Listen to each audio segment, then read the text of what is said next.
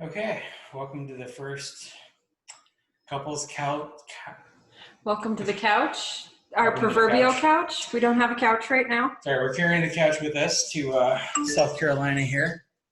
Get my fat puppy here. Macy says hello, as always.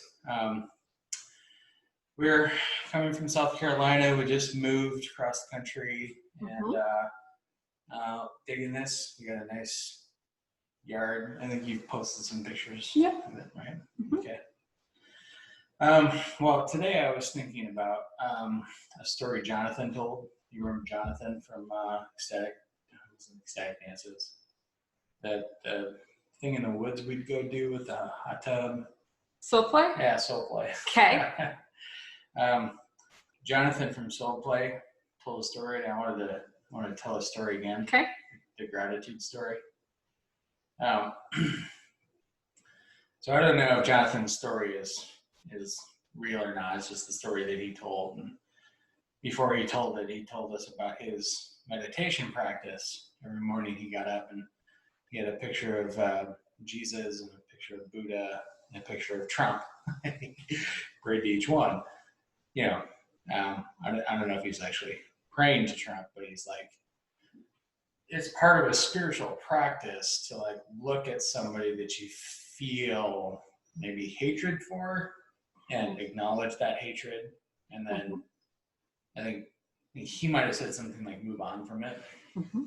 And I believe the phrase drinking poison to hurt your enemy kind of came up there too. The story he told was always very impactful to me. It's kind of coming up today. And made the mistake of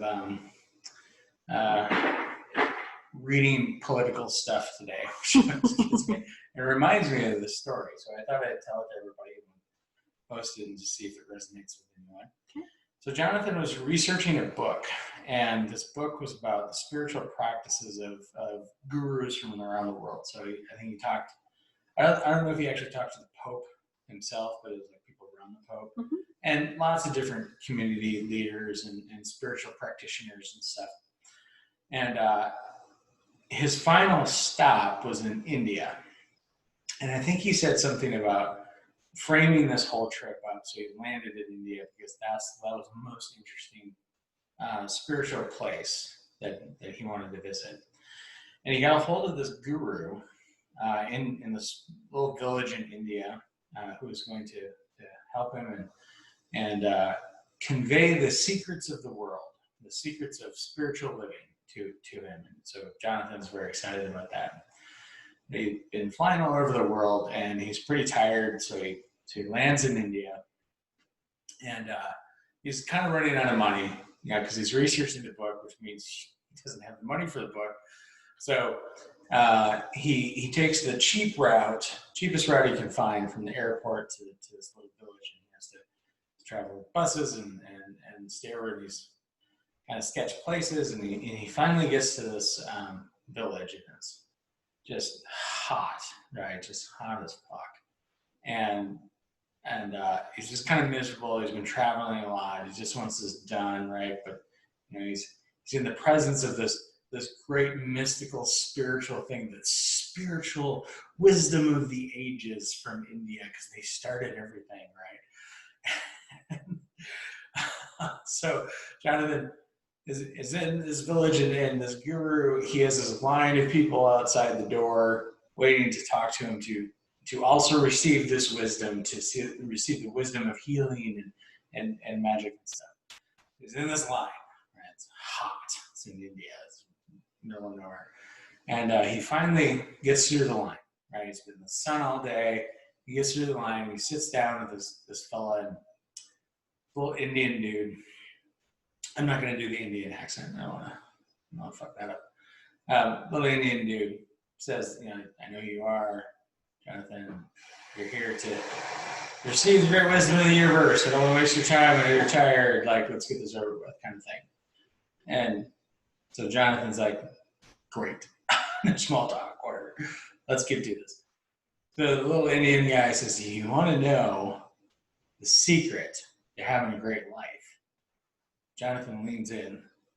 Yeah, Yeah, I want to know that. So get the hell out of here, right? So an old man leads in, says, "Thank you." Jonathan, it's like, what? It's supposed to be like some Sanskrit, right? So she's magical Sanskrit that means bend down, down dog or something like that. What the hell? Like he's all disheveled. Like what? Come on, man. What he says to the guy, what do you mean, thank you? And Kruger goes, not thank you, thank you. And it's a difference in how you're saying it, like what you're saying. He just doesn't get it, man. He's tired, it's hot. It's like, okay, thanks, buddy. All right, thank you. So Jonathan doesn't quite get it. So he's like, okay, well, I guess that was kind of a bust. Didn't really learn anything there. So on his way from the village to the hotel that he's staying in the hotel at the airport, he had arranged to spend a little bit of money on that particular leg of the trip. So he didn't have to go through all the villages and buses and stuff. He just got in the cab and drove him to the hotel.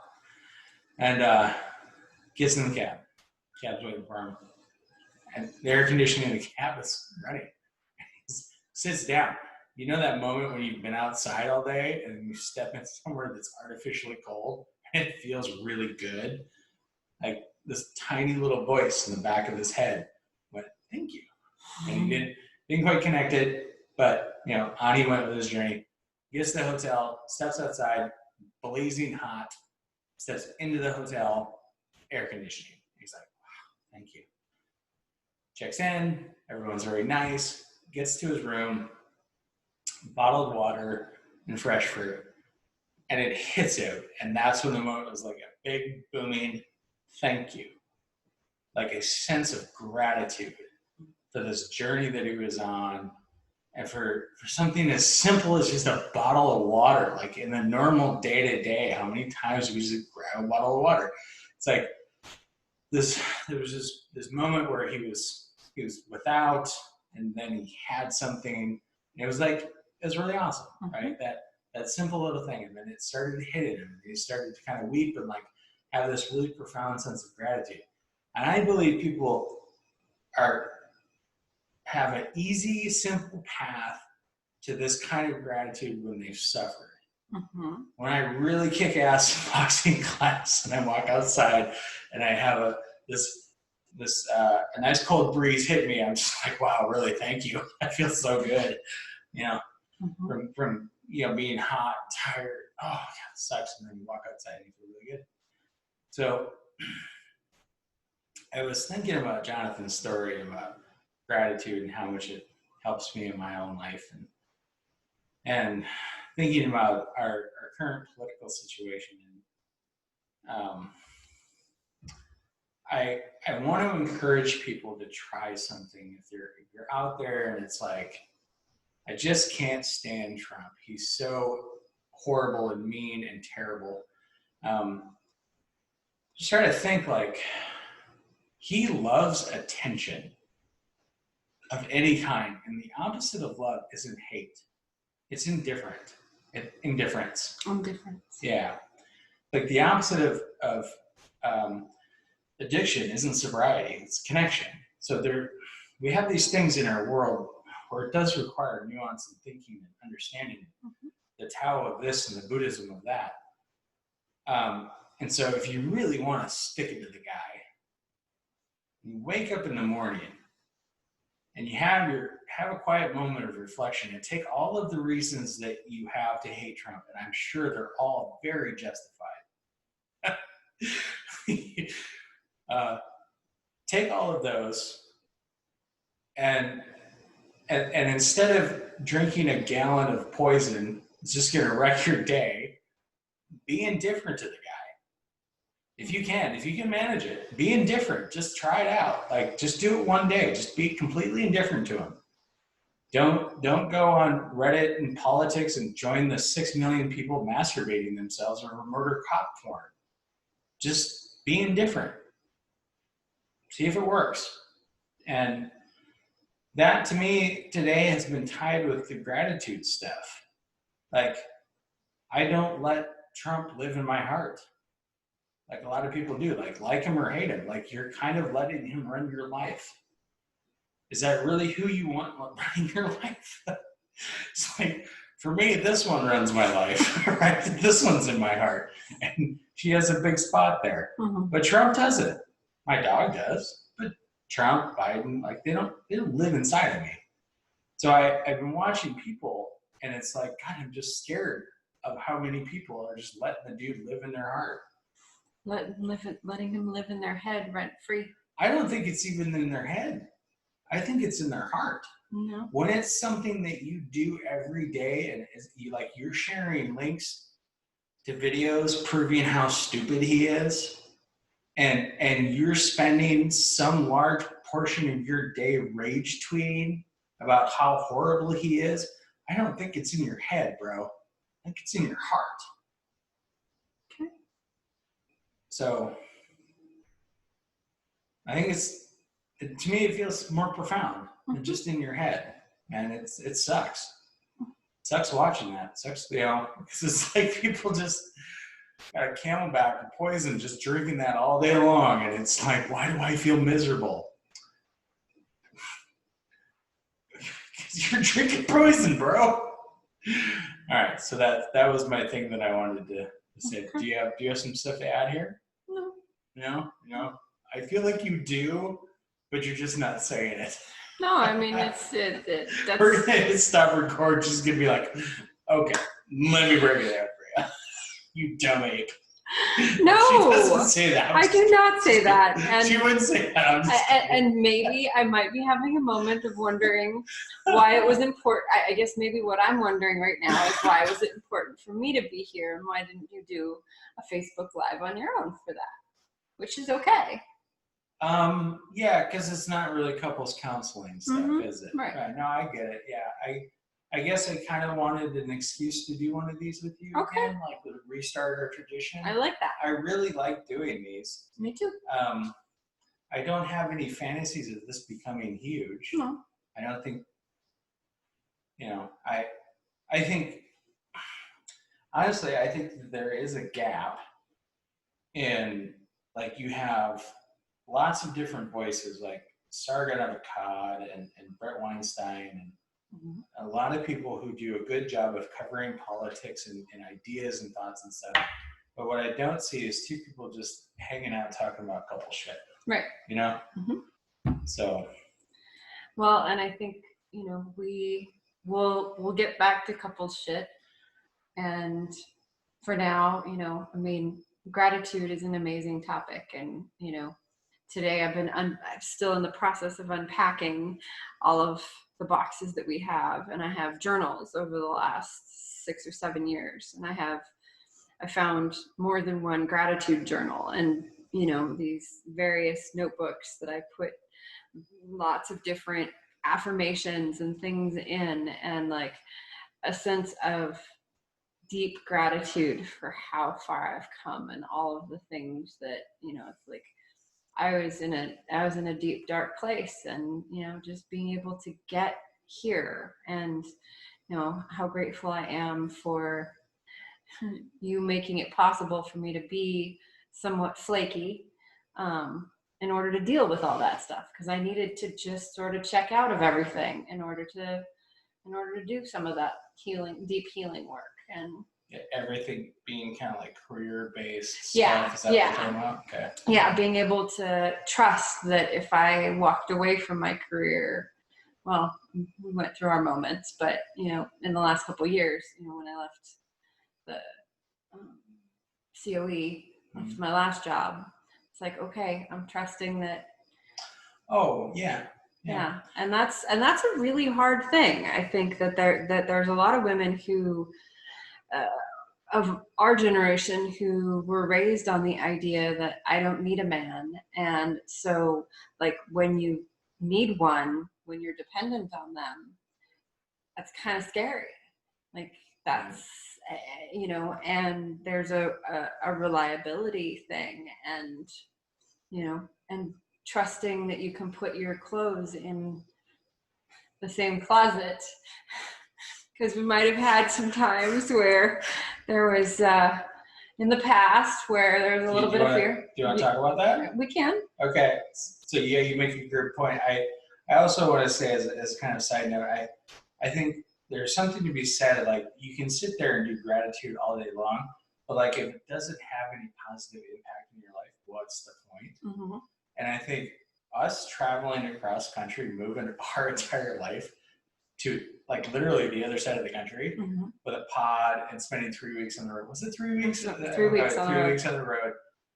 We didn't fight. Mm-mm. We didn't even have an argument. We unpacked all of our stuff. We seemed to have a great time. I'm just going to kind of judge this for myself. Like, okay, I think we had a great time. We didn't have any flare-ups at all. Like, we didn't fight at all. Like, should we have a fight just to like complete the circle? No, Okay, no. right. I think that, I think we both had our moments of like annoyance at the other one where we had those flare-ups, but we've learned like to not say anything in the moment. And well, I can't speak for how it works for you, obviously, but I know that when I was feeling frustrated with you, I practice the gratitude stuff, right? It's a skill you work on. Yeah. And it really has direct impact on the quality of your life. And the quality of other people's lives too. well, and me not being a giant asshole probably improved her life. Yes. Right. Well, there's a simple one that I was introduced to, which is it is a form of gratitude, which is when I'm frustrated that I'm doing something, reminding myself that I get to do this. Like if you've done like if there's something that you've done and like I'm cleaning up after something, then like why can't he in my head, and it's like I get to do this. Yeah. I get to take care of whatever this is, and that's a simple prayer. And there's a thank you in that, because it's a privilege to be able to do those things. And as annoying as they might be sometimes, I get to do them because you're here. Yeah. You're here, and neither one of us will always be here. Eventually, the whole meditation of around that the things that you love most will eventually be gone. Yeah, well, we got another 40 years for that. Yeah, so. we do. But I get to do these things. Yeah. I feel the same way when my job is getting annoying. It really is something special when two people are working like a team. Mm-hmm. And I don't think there's any me holding anything over you to keep you in check. No. I'm pretty sure you would tell me if that was the case. Okay, so back to the closet thing. I think this is probably why we did this video. So you're still with us so far. Like, good on you. For the last, I say 2 or 3 years, I've been doing van dwelling stuff. Mm-hmm. Right? So I've had all my clothes in these little clothes pods, and it works out really well. And I can go into more detail of the van dwelling stuff if anybody's interested. But suffice it to say, I've been mobile for like the last 3 years. And I think there was a part of me that's like the nomad. I think it's more than that. What do you think?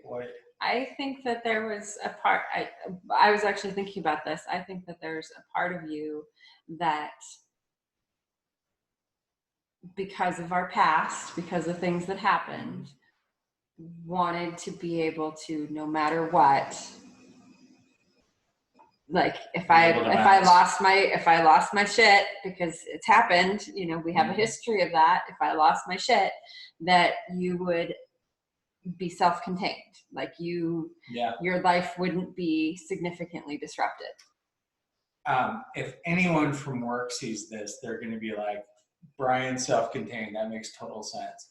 All of my cloud designs, everything I do is designed around containing the blast radius of an event. Right. So it totally makes sense. Yeah. Yeah. So I guess me talking about the nomad thing is like me not really wanting to talk about that. Right. It's like I guess you could say like an emotional scapegoat there, or what do you call bypass? Spiritual bypass. I don't know if that counts as this one, but yeah. Well, and that, sorry, I didn't interrupt. What I was going to say is like, when you had the reaction that you had to move your stuff into the closet. Wait, so finish the story now. Oh, okay. So been doing van dwelling, and like she says, like, yeah, I think there was a part of me that really enjoyed the idea of like I can split and go live in the van at any point. Although the fan's broken, so maybe that's not quite as true. But the idea was still the same. I had my workout shirts and shirts and everything in pods. These pods are really easy to store. They were all in the office, and she started pulling stuff out of storage and putting my clothes in the closet. And I almost had a panic attack. It was like, holy crap, what the hell's going on? Why is my stuff in this room, in this closet? Like, it was pretty deep for me. It's weird, man. This is like clothes that I never wore. No, but I was starting to put away the clothes you did wear. I think like my underwear. Because what I did was you put all your clothes in the laundry. Yeah. I did the laundry, and then I put the clothes away. I think I saw some gym shorts in there, and I just lost my shit. Right. Oh, God. And you were noticeably, visibly upset by it. Yeah. And It doesn't happen very often. No, and it's, you'll often make jokes, and so sometimes it's hard to tell how serious you are about something. And so but when I saw that, that's when if you ever see me with elbows in, I'm really scared. I do that at the doctor's office all the time. Right. It's like elbows in, like protecting my face. Like I don't want to be. Right. And so when that happened, I realized, oh, the van, that has been a probably defense mechanism, safety mechanism for you to be able to go at any time. Yeah, for sure. And I didn't quite realize how significant that was until I saw that visual, that physical visual response that you had to the clothes being put away. How does it feel now? Oh, it's better. I'm still not. I still want to keep a little kit together in case you bring home a snake or a lizard. Yeah, get the fuck out of that. It's burning this whole neighborhood down. I might have brought a lizard in. Yeah. Oh boy, I had another reaction to the freaking lizard. I don't know what my deal is with these things. Yeah. I know it's weird. Anyway, so those are our stories with the moving in. We did really well moving, man. We just nailed it. Yeah. Luckily, most of our stuff is already packed up. So this is terribly difficult. Yeah. Now we're getting to have kind of like a Christmas of like opening up boxes and finding things that. Well, I want to say like all my stuff is unpacked, but you seem to be bringing stuff out every 5 minutes. I'm typing away writing a tech blog article, and like she's coming in every 5 minutes. I found this thing from 40 years ago. Yeah. Well, because for the most part, because I focus on the other parts of the house first, and a lot of that stuff is like, figuring out where I want to put things. You have a lot of tar balls, I think. You have a lot of things that expand about other things. Yeah. Right? So me, it's like, here's some cables. Well, I'll just throw this in the corner. It's like, here's a new box of things. Oh my God, treasures from 30 years ago. Right. And then I have to and there's an interesting part of like moving stuff from one room to another to like, it's just funny because we have a lot of rooms now. Yeah, figuring out where I want to put things and what I have space for, and I just want to brag a little bit. I'm gonna interrupt you there. We each have an office. We have a giant bedroom, huge bedroom, spare bedroom, and then a room right behind us, the dark one behind us. You see, we don't know what to do with that one yet. It's a dining room. It's a dining room. Nobody uses we have a kitchen nook thing, and so we're not gonna use a dining. We're not fancy like that. I don't know what to do with a dining room. That's what you do. Like if we had 7 kids or something, we'd pack them all into the dining room. Yeah. Maybe that's your buffet line. Yeah. That's what we should do. If we ever have like a big barbecue, okay, we just line the food. Yeah. But on the walls, right? We just put the trays of food. Oh my God, that's a great idea. We can have so many people here. All right. Sorry, way off topic. Yeah, totally off topic. But that's now we understand the purpose for that room. Yeah. Okay. But yeah, I think gratitude and so this one started off a little rough. Yeah. Sorry. That's okay. Yeah.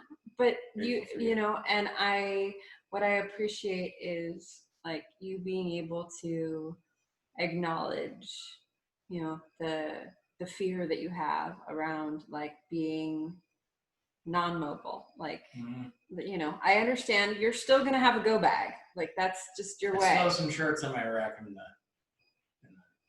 office. Yeah, there's also some shorts hanging Yeah, behind that's us. right. Laundry basket is way over there. It's so far. I have to walk like 10,000 steps to get it. It's crazy. It's huge. Yeah. So Anyway, yeah, we've that's come a what long way. we have, yes. And I hope anybody watching this, hope you take care of yourself. Yeah. Poison's not good for you. Yeah. Like, we have to say that. But like, difference, bro. And if you're struggling with your relationship and you just can't figure out why won't this person do this thing that why can't they just do it my way? Why can't they just figure it out? Do it my way. Then, you know, you can always send me a message, and that's usually what I like to talk to people about. So he's very good at that. Yeah. And luckily, we don't have to plug our channel or tell people to don't subscribe. Don't subscribe. Don't leave a comment. Don't fucking like it. Just you can do all of those things if you want to. If you want to, like we don't have to plug it. We're not dependent on it. Yeah, we're not pushing anything. We're not selling anything. So yep. I'm just trying to help people out. All right. I handle the masculine side of things, but it's more like, shut the fuck up. That's my advice to men. Just shut the fuck up. No, just shut up. Just shut your whiny ass. No, you know, but the thing is that you also got to learn how to talk. I do. Mm-hmm. I do. I'm sort of joshing. I know. I mean, sometimes the best advice just speaking about the guys lane. That's what I'm going to call it. Talking about guys. Sometimes we just need to shut the fuck up. Sometimes we need to. Sometimes. Not playing in that circus. Not stepping to that side of the road. Nope. No, and sometimes I just need to, you know, I can't say this is universally true, but there are times when, like, you know, there's moments when I just need to go, oh, yeah, stop showing him stuff every 5 minutes. Read the wrong room, bro. Yeah. It was fine. It's just in a moment of intense focus. Yeah. But like in that moment, I shifted my focus to like, I get to do this. I get to share in these memories that are coming up with you. Yeah. And I realized that was more important than we started doing other stuff. So. Thank you. Yeah. All right, should we wrap this one up? We should wrap this one up. All right, technically we're not on a couch, but eventually we will be. Okay. We do have a little wicker couch. No, that's not a couch. Yeah. Is that technically called a couch? It's a 2-seat thing. Okay, I don't see how we qualify that as a couch. It's a love seat. It's a wicker love seat. Okay. Our legitimate couch gets here. It's like next month, isn't it? In like 20 days or 25 days. 25 days. Okay. So it's not. Yes, it is next month. That's not bad. Yeah. Okay, I'm looking forward to it. Man. Yes, it'll be nice. Yep. All right. Well, let's close it out. All right. Okay, I guess I'll hit the button then. Okay. Okay. Goodbye, everybody.